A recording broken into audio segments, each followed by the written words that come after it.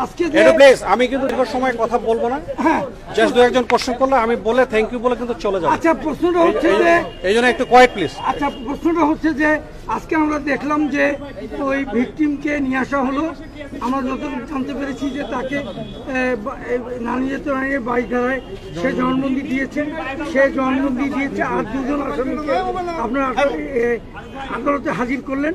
এখন বাড়িধারা জবানবন্দিতে সে কি বলেছে, ওই পুলিশ কর্মকর্তাকে দায়ী করেছে কিনা, বিস্তারিত একটু বিষয়টা, এবং ওই পুলিশ কর্মকর্তাকে আপনারা গ্রেফতার করবেন কিনা বিস্তারিত এবং সংক্ষেপে।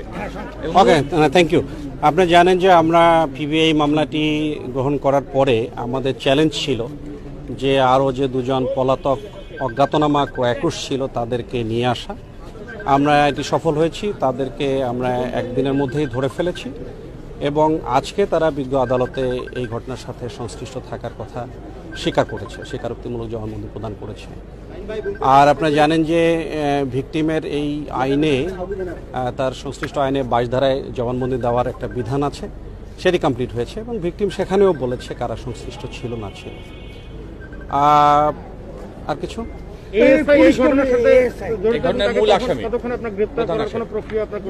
হ্যাঁ, আপনারা তো জানেন যে আমরা ইনভেস্টিগেশন করছি, এইটার ফেজগুলো আমরা এগুচ্ছি একটার পর একটা। আমরা ভিকটিমের জবানবন্দি নিয়েছি, আমরা ক্রয়াকুশদের স্বীকারোক্তিমূলক জবানবন্দি বিজ্ঞ আদালতে একটু আগেই দিল। আমরা আপনারা যে এএসআই রাহানুলের কথা বলছেন তাকে অ্যারেস্টের বিষয়ে খুব শীঘ্রই আমরা আপনাদেরকে তথ্য দেব, আমরা ওই প্রক্রিয়া এগুচ্ছি।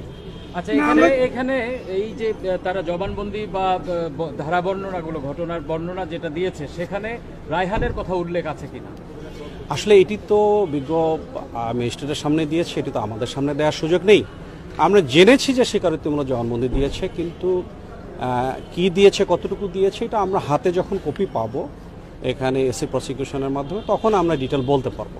আপনারা 161 ধারায় কোনো জবানবন্দি নিয়েছেন কিনা আপনারা, যেটা পুলিশ নিয়ে থাকে? না, এটা তো আমরা না, সেগুলো তো আছেই, আমরা নিয়েছি এবং সেখানে তো ভিকটিম বলেছে যে তার সাথে তার প্রেমের সম্পর্ক ছিল, তবে সে সেখানে রায়হানুল নামটি বলেনি, সেখানে সে তার নাম বলেছে রাজু। তো রাজুর সাথে প্রেমের সম্পর্কের ভিত্তিতেই সে গত 18 তারিখে মেঘলাদের বাসায় সে আসে এবং সেখানে তারা শারীরিকভাবে মেলামেশা করে এবং সেই দিন সন্ধ্যাতেই সে মোটরসাইকেলে করে ভিকটিমকে তার বাড়ির পাশে গিয়ে পৌঁছে দিয়ে আসে এবং তার মা যখন রাগারাগি করে, ভিকটিমের মা, তখন ভিকটিম আবার নিজেই রাগ করে এই মেঘলাদের বাসায় আসে, রাত্রে মেঘলাদের বাসায় থাকে। তারপর দিন সকাল আনুমানিক 10:30 11টার দিকে এই বাবুল এবং আবুল কালাম আজাদ তারা মেঘলা এবং সমাপ্তি নিয়ে এসেছিল তাদেরকে, তার সাথে জোরপূর্বক শারীরিকভাবে মেলামেশা করে। এটাই তার জবানবন্দিতে এসে আমাদের কাছে এসে তাই, এবং আমরা আবুল কালাম আজাদকে ধরেছি, তারাও সেটি বলেছে বললে মর্মে আমরা জানতে পেরেছি। মেট্রোপলিটন পুলিশের কাছে কোনো রকম চিঠিপত্র বা আমি কিন্তু একটি কথাই বলছি যে শীঘ্রই আমরা সেই প্রক্রিয়াতে যাব এবং শীঘ্রই আপনারা আপডেট পাবেন। তার মানে যেটা বলা হচ্ছে, আপনারা বলছিলেন কয়েকদিন থেকে যে এই প্রক্রিয়া আপনারা শুরু করেছিলেন, আমরা মেট্রো কমিশনার আমরা অস্বীকার করেছেন যে এই ধরনের কোনো চিঠি পিবিআই কাছ থেকে আসেনি। না, আমি এই বিষয়ে আপনাদের বলতে যাব না। আমরা এই পার্টগুলো শেষ করেছি, এই জায়গাগুলো শেষ করে আমরা এগিয়েছি, তদন্তকে গুছিয়েছি। আপনারা জানেন যে এটি ধর্ষণের ঘটনায় ডিএনএ প্রোফাইলিংয়ের বিষয় থাকে, অন্যান্য বস্তু সাক্ষ্য কালেকশনের বিষয় থাকে। আমরা সেখান থেকে কিছু বস্তু সাক্ষ্য নিয়ে সেটি বিজ্ঞ আদালতে প্রডিউসও করেছি, সেগুলো বিষয় থাকে। একটি মামলা হলে একটি মানুষকে অ্যারেস্ট করতে গেলে অ্যারেস্টটাকে জাস্টিফাই করার জন্য অনেকগুলো বিষয় নিয়ে তদন্তকারী সংস্থাকে এগুতে হয়। আমরা সেটা এগিয়েছি এবং আমি এটি বললাম যে রায়হানকে অ্যারেস্টের বিষয়ে আমরা শীঘ্রই পদক্ষেপ নিচ্ছি এবং একটু পরে আপনারা আপডেট পাবেন। রাজু আর রায়হানের যে সমস্যাটা, এটা আপনারা এই ইয়েটা থেকে না, এই রায়হানুলই সে ছদ্মনাম ব্যবহার করেছে, কারণ আমরা জানতে পেরেছি এই রায়হানুলই সেই রাজু যে কিনা তার ছদ্মনামে বলেছে। তার অ্যারেস্টের বিষয়ে আপনাদের যে প্রশ্নটি, একটু পরেই আপনারা আপডেট পাবেন, আমরা সেই প্রক্রিয়া এগুচ্ছি। আচ্ছা, এখন পর্যন্ত একটা অভিযোগ আসছে, এটা অভিযোগ আকারে আমাদেরও মনে হচ্ছে যে আসলে আসামি, প্রধান আসামি পুলিশ বলেই কি তাকে 1 নম্বর আসামি থেকে সরিয়ে দেওয়া হয়েছে, 2 নম্বর করা হয়েছে, পুলিশ বলেই কি তাকে আপনাদের আয়ত্ত নিতে এত সময় লাগছে, এগুলো এখানে মানে কথা উঠেছে, এই ব্যাপারে কি বলবেন? আইনে কিন্তু 1 নম্বর আসামি 2 নম্বর আসামি এরকম কোনো বিষয় নেই। প্রিন্সিপাল অ্যাকুইস্ট বলে একটা কথা থাকে, কাউকে না কাউকে 1 নম্বর, কাউকে না কাউকে 2 নম্বর এরকম তালিকা আসতে হয়।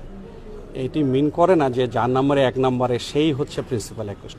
এটি তদন্তে বেরিয়ে আসবে, বিজ্ঞ আদালত এটি বিচার করার সময় করবে।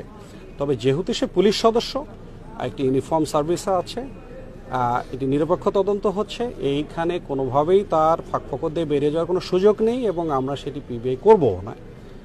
বাট আমি বারবারই বলছি যে তাকে অ্যারেস্ট করার আগে আমাদেরকে তদন্তের একটা পর্যায়ে গিয়ে জিনিসটাকে জাস্টিফাই করতে হবে এবং আমি এটিও বলছি খুবই শীঘ্রই হতে পারে, এখন থেকে আধা ঘন্টা পরেই আপনাকে আমরা আপডেট দেব। এটা কি এমন কোনো বিধান আছে যে পুলিশ সদস্যদের গ্রেফতার করতে গেলে অনেক প্রক্রিয়া মেনটেন করে করতে না, এটি শুধু পুলিশ সদস্য নয়। আপনারা জানেন যে সরকারি চাকরি করলে অথবা কোনো ইউনিফর্ম সার্ভিসে কেউ চাকরি করলে, যেহেতু সে রাষ্ট্রের কর্মচারী, সেই জায়গাগুলোই কোনো একটি মামলা হলে এটি করতে হবে। শুধু তাই নয়, যে কোনো ব্যক্তির বিরুদ্ধেই যদি কোনো মামলা হয় এটি অ্যারেস্টকে জাস্টিফাই করতে হয়, কারণ আমি শুধু মামলা হলেই তাকে পুলিশ অ্যারেস্ট করবে, বিষয়টি সেরকম না। আমরা কি কালকে আশা করতে পারি যে কালকে? আপনার কালকে না, আমি বললাম যে কিছুক্ষণ পরেই। এরপরে কোশ্চেন করলে আমি আর বলতে পারবো না। Thank you very much.